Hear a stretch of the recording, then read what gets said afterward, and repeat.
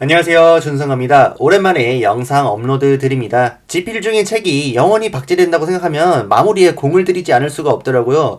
제가 주식에서 그렇게 욕심을 부리지는 않으려고 하는데 여기서는 욕심이 많이 생기네요. 그뿐만 아니라 코로나 확진자가 늘어남에 따라 제 직업상 행정적으로 코로나 검사자, 확진자가 아닙니다. 검사자에 대해서 해야 될 업무 부담도 늘어나기 때문에 그동안 영상 업로드보다 조금 더 다른 쪽에 충실하고 있었는데요. 그래도 연말이 다가오니까 잘 지내고 계신지 한번 인사도 드릴 겸, 그리고 저도 계좌 인증 너무 오랫동안 안 하는 거 원치 않기 때문에 이렇게 녹화를 시작했습니다. 2월에 QLD 투자하겠다고 다짐했던 것이 엊그제 같은데 벌써 크리스마스가 지나갔네요. 저는 올해도 무사히 여자친구가 생기지 않고 잘 넘어갔습니다. 투자에 있어서는 호재라고 볼 수 있죠. 시청자 여러분들은 흔들리지 않고 초심을 유지하고 있나요? 저는 QLD를 모으겠다던 그 초심 잘 지키고 있습니다. 적립금의 경우는 소득과 지출에 변동이 있다 보니 일정하지 못해도 그래도 한번 모은 QLD는 절대 놔두지 않고 있죠. 거래 내역을 보시면 아시겠지만 적립을 시작한 후로 한 번도 매도가 없는 것을 알 수가 있습니다. 어떻게 이런 일이 가능했을까요? 그건 항상 미래를 보고 있기 때문입니다. 현재를 살고 있지만 마음은 여기에 없는 거죠.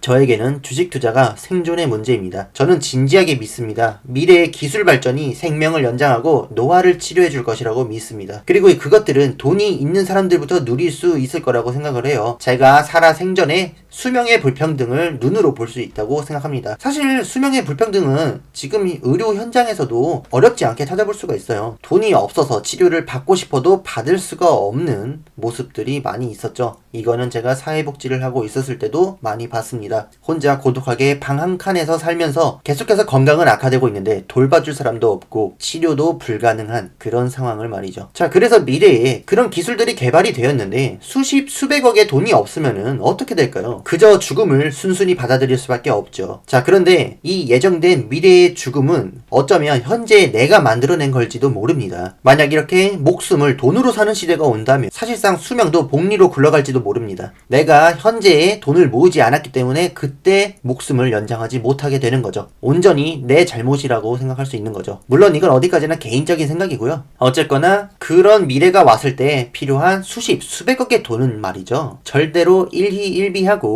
마켓 타이밍을 재는 매매로 만들어낼 수준이 아닙니다. 적어도 저한테는 말이죠. 오직 장기 보유를 통한 복리 효과로 만들어내는 것이 가장 확률이 높다고 생각합니다. 시장에 조정이 오고 하락하고 폭락해도 어쩔 수가 없습니다. 당연히 두렵겠죠. 사람인데. 그런데 그것이 죽는 날을 스스로 앞당기는 것보다 두려워해야 될 일인지 생각해보면 결코 아니라는 것을 알 수가 있습니다. 그래서 저는 보유가 곧 생존이다 라는 생각을 계속해서 저에게 주입을 시키고 있죠. 주식을 매도하고 싶은 욕구를 생존과 연결 짓는 겁니다. 미래에 대한 이런 관점이 망상으로 끝날지 아니면 정말로 눈앞에 다가올지는 알 수가 없습니다. 실제로 그런 미래가 올지 안 올지는 사실 상관없어요. 보유를 지속할 수 있게 만들어준다면 그것만으로도 충분히 의미가 있죠. 저는 이런 관점으로, 이런 마음가짐으로 보유를 계속 해왔습니다. 지금은 수백억에 비하면 5천만 원밖에 모으지 못했습니다. 여전히 작은 돈이지만 이것이 점점 복리로 불어나면서 언젠가는 수명의 불평등 시대에 살아남게 해주리라 생각을 합니다. 물론 직장생활 2년차에 5천만 원 절대 적은 돈이 아니죠. 모았던 시간 동안 겪었던 신체적, 심리적 고통을 생각하면 말입니다. 그럼에도 미래에 필요한 그 수백억에 비하면 현재의 5천만 원 정도에 만족해서는 안 된다는 거죠. 한마디로 가야 할 길이 있기 때문에 눈앞에 떨어져 있는 100원, 200원 죽지 않는다는 겁니다. 제가 생각하는 미래를 위해서는 단기적인 이익에 집착할 필요가 전혀 없는 거죠. 그것으로는 제 생존을 해결해주지 않기 때문이죠. 자, 그래서 내년에는 직장생활 3년차가 됩니다. 26살이 될 거예요. 1억을 모으겠다는 목표를 세우려고 합니다. 시장이 나쁘지 않다면 못할 것도 아니라고 생각합니다. 집필 마무리도 이번 달까지 해서 원고를 드리기로 했고, 내년에는 큰 일정이 아직 잡힌 게 없기 때문에 업로드도 더욱 자주 하고 야근도 꽉꽉 채우면서 미친듯이 갈아 넣으면 해볼만 하다고 생각합니다. 2년 가까이 야간 근무를 해서 그런지 주간으로 바뀐 지금은 4시간 자고 일어나도 살만하더라고요. 오히려 생체 리듬이 돌아와서 일상생활하기 수월했고 건강해지는 느낌이었습니다. 아무쪼록 2022년도 잘 부탁드립니다. 집필했던 내용만 해도 굉장히 풍부하고 소개해드리고 싶은 게 많습니다. 기본적으로는 패시브 투자이고